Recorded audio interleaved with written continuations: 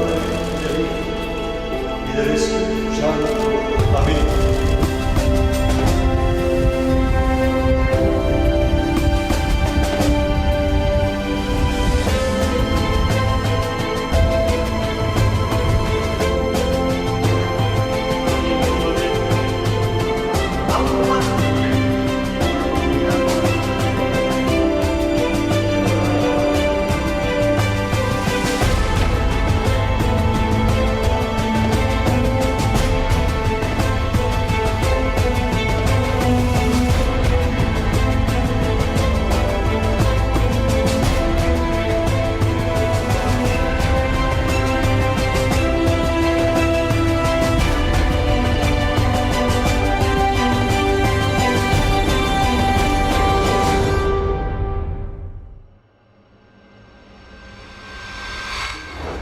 Dentro de muy poquitos días estaremos celebrando aquí en el Hemisferio Sur la Semana de Oración por la Unidad de los Cristianos.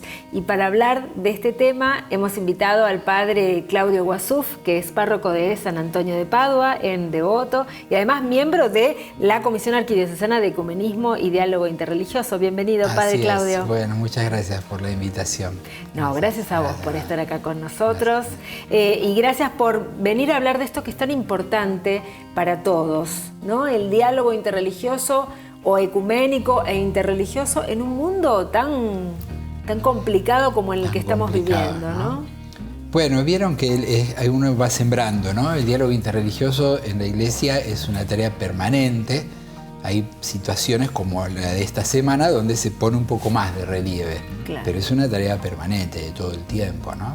Tal cual. Así que sostenerla en el tiempo y la gran virtud de ir sembrando y que Dios vaya dando el crecimiento, ¿no? Porque... Es importante. Yo leía y veía que la Semana de Oración por la Unidad de los Cristianos en el Hemisferio Norte ya se celebró, ¿no? Claro. Las iglesias de la parte norte del mundo ya lo celebraron. Nosotros lo celebramos un poquito después.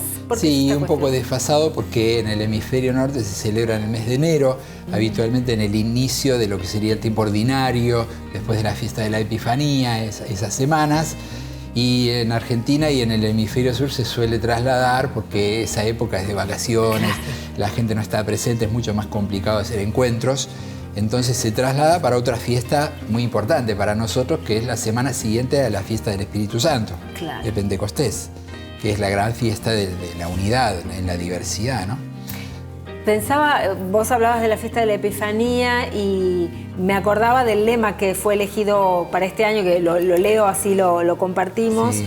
Nosotros hemos visto aparecer su estrella en el oriente y venimos a adorarlo, ¿no? Precisamente hablando de ese momento de los reyes y de la fiesta de la Epifanía. Los reyes en ese momento también simbolizan el encuentro entre culturas. Y, sí.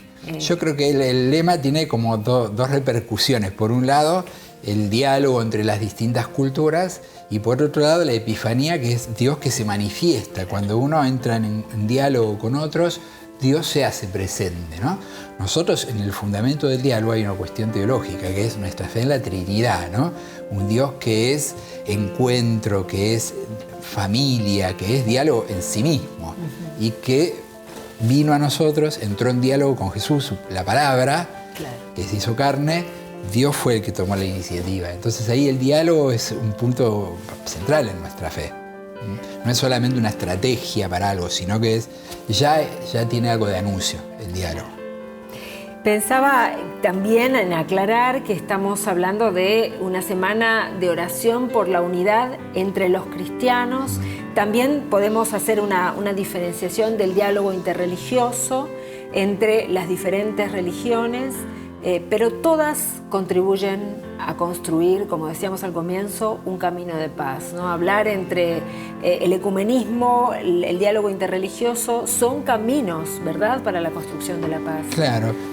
Son caminos, tienen en común el diálogo. Es bueno hacer la distinción porque tienen objetivos claramente distintos, ¿no? El objetivo del ecumenismo tiene que ver con un pedido y un deseo de Jesús, que todos sean uno para que el mundo crea.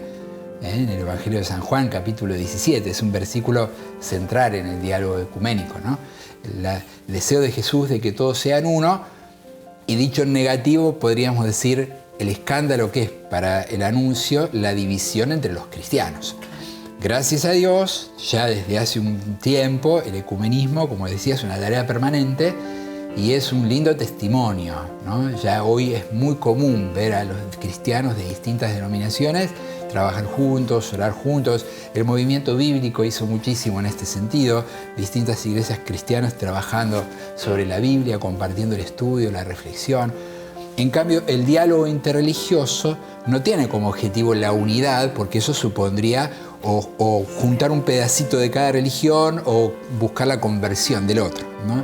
El diálogo interreligioso viene a buscar más bien una sana convivencia, una colaboración, un respeto, un conocimiento y la riqueza que supone, bueno, conocer la espiritualidad del otro, ¿no? Claro. Siempre es una riqueza. Y estaba pensando en Fratelli Tutti, ¿no? Vos hablabas de claro. esto y Fratelli Tutti, el Papa Francisco, la firma de de esa carta en Asís, sí, del la declaración encuentro por la fraternidad humana que hizo el Papa antes de Fratelli Tutti. Claro, Fratelli Tutti está en esta línea, ¿no? El Papa ahí expresa una esperanza de que la humanidad se pueda vivir como una sola familia, en fraternidad. Sabemos lo difícil que es, ¿no?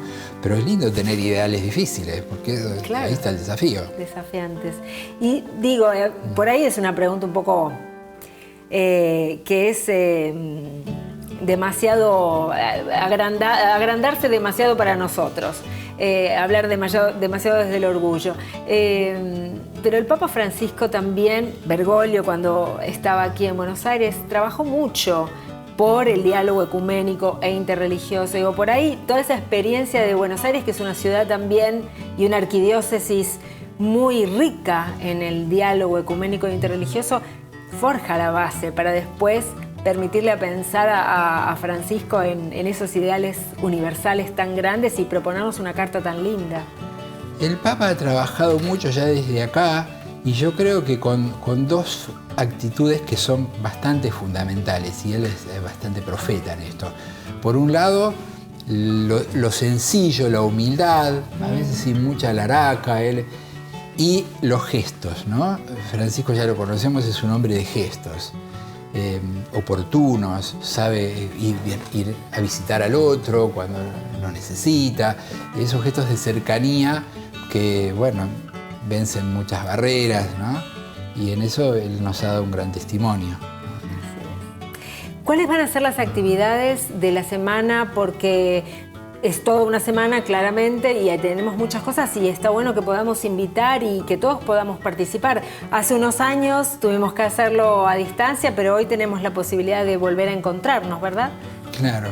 Bueno, antes de hablar de las actividades, aprovecho para contarles un poquito que las actividades de la semana habitualmente ya tienen como un esquema, que es lo que se llama el octavario, que tiene ya su historia, fue como empezó. La semana incluye los 2 domingos, así que son 8 días y empezó ya a mediados del siglo XX, cuando se empezó a gestar el Consejo Mundial de Iglesias, el Concilio Vaticano II después vino a dar como un empujón y en el año, si no me acuerdo, fue en el año 58 que se hizo como la primera semana octavario en común entre el Consejo Mundial de Iglesias, 68, fue después del concilio, el 68.